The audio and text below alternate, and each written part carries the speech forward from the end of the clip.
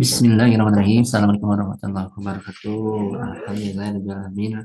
Wassalamualaikum warahmatullahi wabarakatuh. Alhamdulillah. Ya, hari ini pada kesempatan hari ini saya Rustandi dari RN DT akan menyampaikan terkait modul persiapan untuk infrastruktur program Mishkat.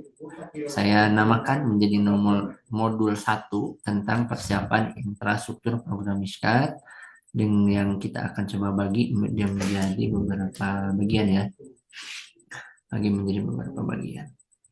Ini sekilas dari profil saya bahwa ya alhamdulillah saya sudah kurang lebih 11 tahun di Komunitas ataupun juga berkecimpung di Miskat gitu ya. Miskat dari awal gabung di tenaga pendamping lapangan sampai ke pucuk pimpinan juga pernah. Jadi mudah-mudahan ini bisa menjadi setidaknya berbagi pengalaman bagi teman-temannya.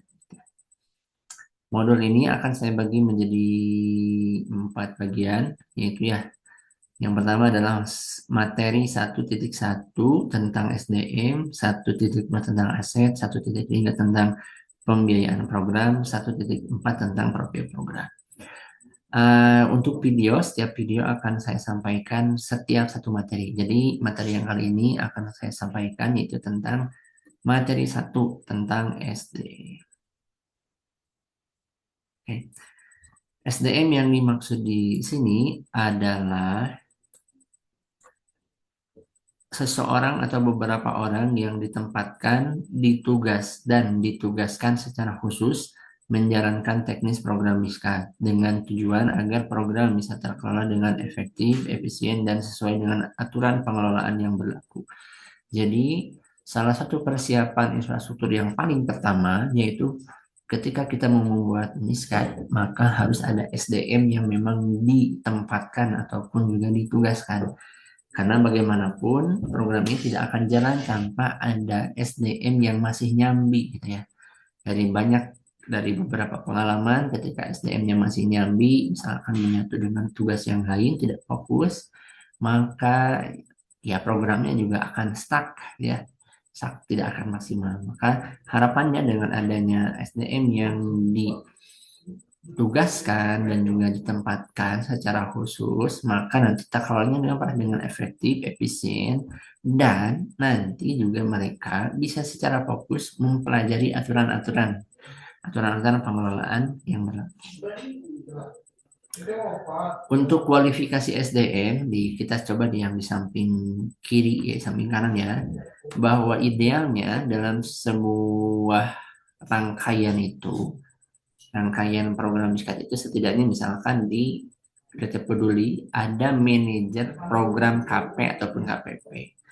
Di bawahnya yaitu ada kepala program Miskat atau PIC-nya boleh kita menyebutnya. Mungkin saya istilahnya nyebutnya kepala program ya, belum sampai ke kepala cabang ya, tapi saya menyebutnya kepala program Miskat. Miskatnya misalkan Miskat cabang Bogor, kepala program Miskat cabang Bogor, kepala Miskat cabang Semarang, kepala Miskat cabang Lampung misalkan gitu. Jadi ini bisa istilahnya nanti yang PIC ataupun penanggung jawabnya kita sebutnya kepala program Miskat.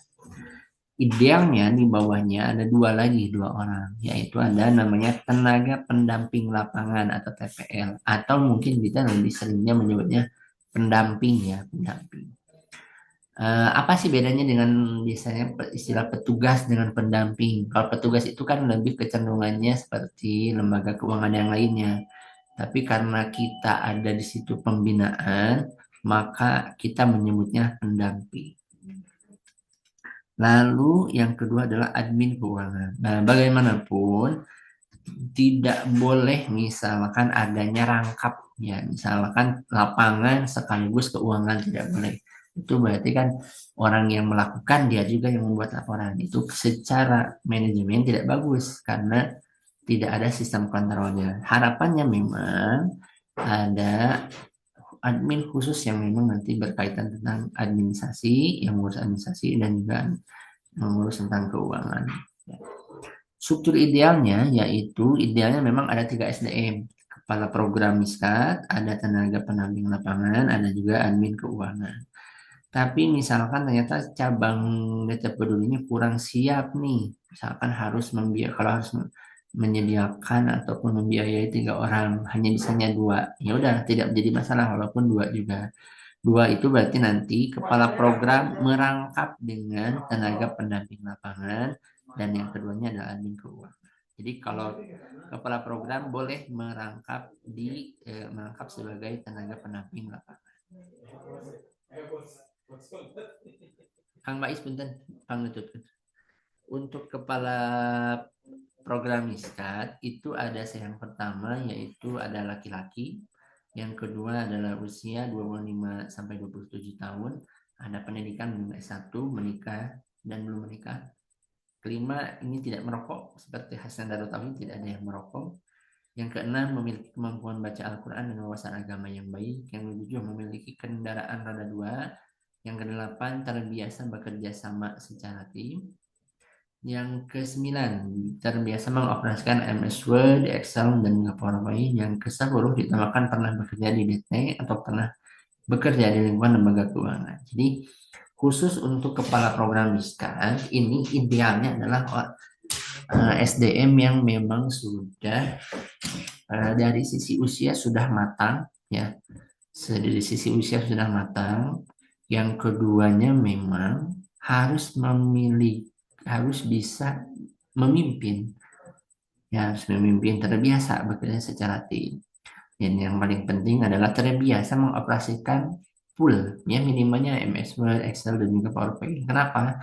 Karena kepala program ini nanti akan bertanggung jawab untuk membuat laporan, ya, untuk membuat laporan. Maka sebaiknya memang kepala program ini tidak boleh sembarangan juga, karena yang bersangkutan ini akan sangat berpengaruh ke depannya, ya, ke depannya. Ya. Yang kedua yaitu tenaga pendamping lapangan. Nah, kalau tenaga pendamping lapangan boleh, misalkan idealnya memang kita laki-laki, ya, laki-laki supaya lebih luas. Beda-beda misalkan dengan lembaga keuangan yang lainnya, itu ya, lembaga keuangan yang lain. Yang kedua, usianya boleh misalkan tidak harus matang, ya, misalkan masih belia juga menjadi masalah. Setidaknya tapi dia sudah usianya 20 sampai 21. Pendidikan minimal SMA atau sederajat. Kenapa misalkan kepala program minimal harus S1, tidak boleh yang SMA, ya. Kenapa? Karena berdasarkan pengalaman kita, mau tidak mau pengalaman pendidikan, serata pendidikan itu berpengaruh kepada struktur berpikir, ya, kedewasaan berpikir. Karena yang sudah kita alami bahwa ketika yang lulusannya SMA memang sangat berbeda dengan pola pikir yang memang S1, ya, walaupun memang tidak semua, tapi secara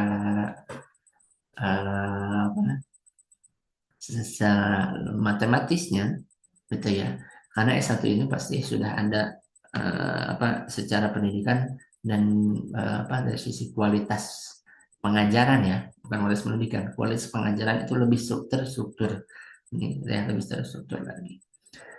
Karena kan kalau di SMA misalkan itu kan lebih banyaknya disuapin, ya, tapi kalau S1 kan kita diajarkan untuk berpikir secara terstruktur. Maka akan sangat berbeda ketika kepala program Miskat dengan tenaga pendamping lapangan. Tenaga pendamping lapangan ini diperbolehkan ke SMA ataupun sederajat. Belum utamakan yang belum menikah. Ya, kalau yang kepala program boleh yang sudah menikah ataupun yang belum menikah, tidak masalah. Tapi idealnya kalau yang pendamping lapangan idealnya memang yang belum menikah, ya, yang belum menikah.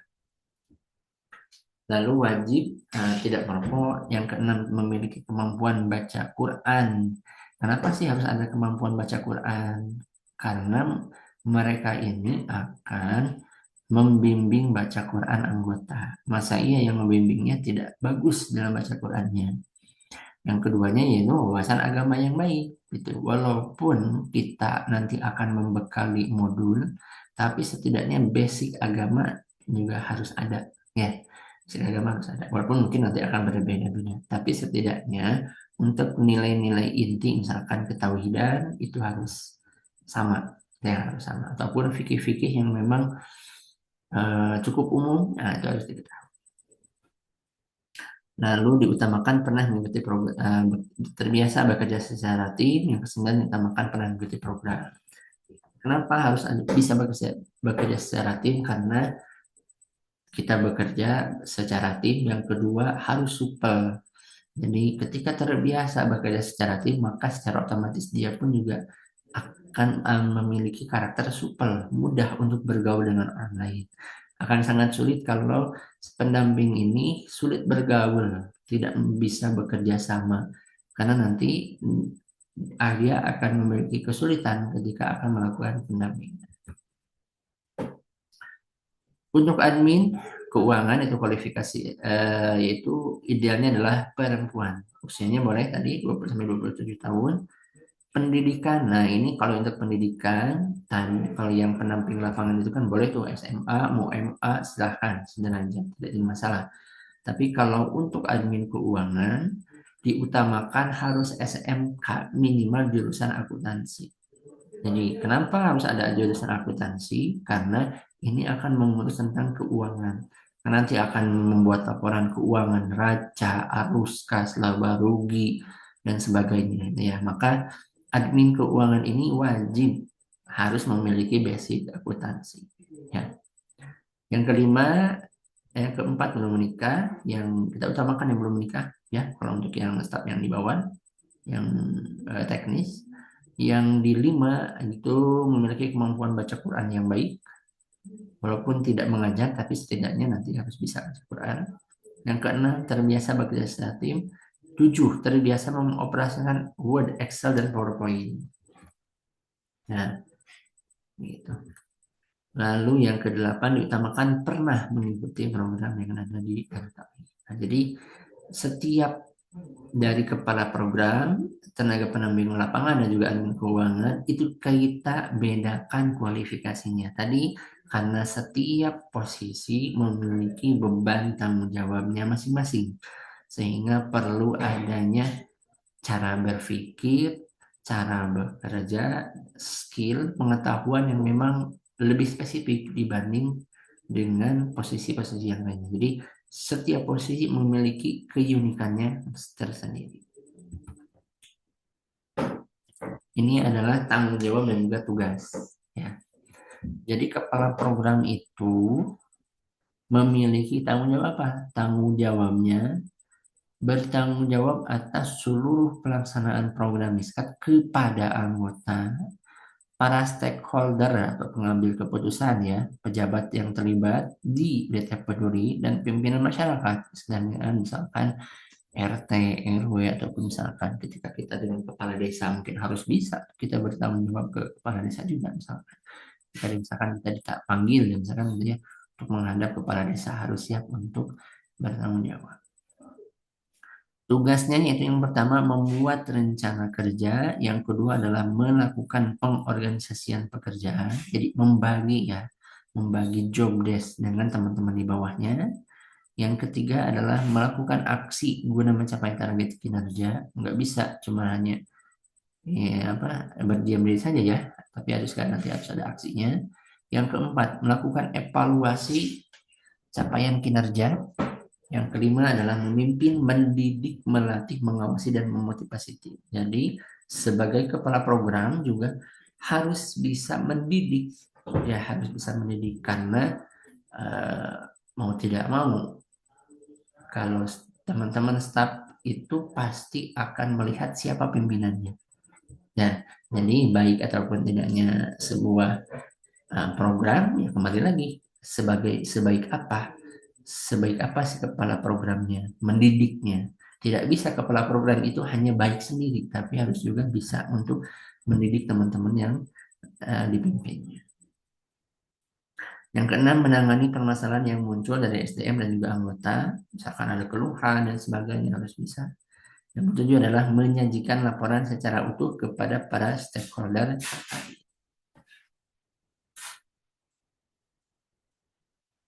Yang Selanjutnya yaitu tanggung jawab.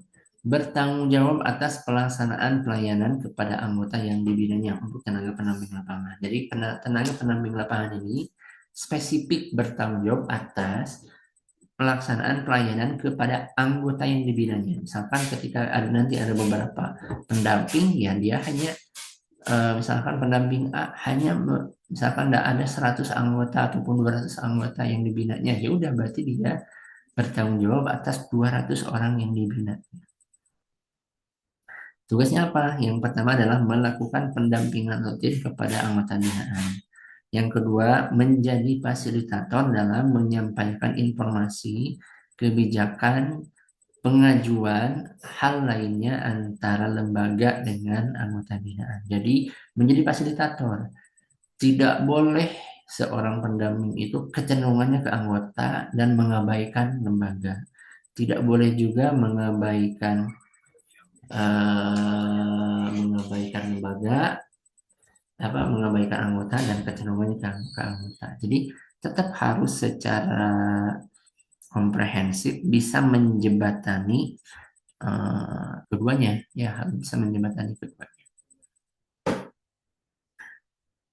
Yang selanjutnya itu tiga, melakukan monitoring usaha dan pasca pencairan dana bergulir untuk memastikan kesesuaian angka dan peruntukan. Jadi monitoring usaha dan juga melakukan monitoring pasca pencairan. Gitu. Dan untuk apa? Mengecek apakah dia misalkan pengajuannya 2 juta untuk modal usaha. Nah, kita harus ngecek kira-kira benar nggak dipakai untuk modal. Jangan sampai misalkan masih ada kemungkinan tuh ketika kita akan nanti ada yang si anggota itu menyerahkan kwitansi bodong misalkan, ya kwitansi bodong itu tidak menutup kemungkinan dan pernah juga terjadi kan gitu. Maka pengecekan ataupun monitoring itu menjadi hal yang harus dilakukan. Yang keempat adalah menyajikan laporan pelaksanaan ke program lapangan kepada kepala program. Jadi pendamping lapangan pun harus bisa membuat laporan. Ya, bisa membuat laporan. Karena tadi ini akan menjadi bahan bagi kepala program untuk memberikan laporan kepada para pimpinan di atasnya ataupun para stakeholder. Admin keuangan. Tanggung jawab admin keuangan yaitu bertanggung jawab atas kegiatan pengelolaan administrasi dan keuangan program. Tugasnya yaitu melakukan input data dan transaksi anggota. Ya. Yang kedua adalah merencanakan, mengajukan, mengatur, dan mencairkan dana untuk kebutuhan anggota dan operasional kantor. Jadi nanti admin keuangan ini pasti akan menerima uang. Ketika sudah menerima uang, berarti nanti juga harus diatur itu ini sebagaimana harus bisa, harus cukup, misalkan kan gitu. Yang ketiga adalah menyiapkan pemberkasan. Yang keempat adalah melakukan pengarsipan dokumen. Yang kelima adalah melakukan pemeriksaan dan evaluasi atas setiap bukti dan kelengkapan dokumen pengeluaran dana. Yang keenam adalah menyajikan laporan administrasi dan keuangan kepada kepala program. Jadi tetap pelaporan harus juga menjadi tugas ya. Itu paling untuk sesi kali ini, yaitu materi tentang SDM, persiapan SDM. Satu dari 4 materi dari modul yang pertama, yaitu persiapan infrastruktur. Untuk itu kita lanjut kembali nanti di pertemuan selanjutnya dengan pembahasan materi yang kedua, yaitu tentang aset, ya, tentang aset. Sekian yang bisa saya sampaikan. Terima kasih. Assalamualaikum warahmatullahi wabarakatuh.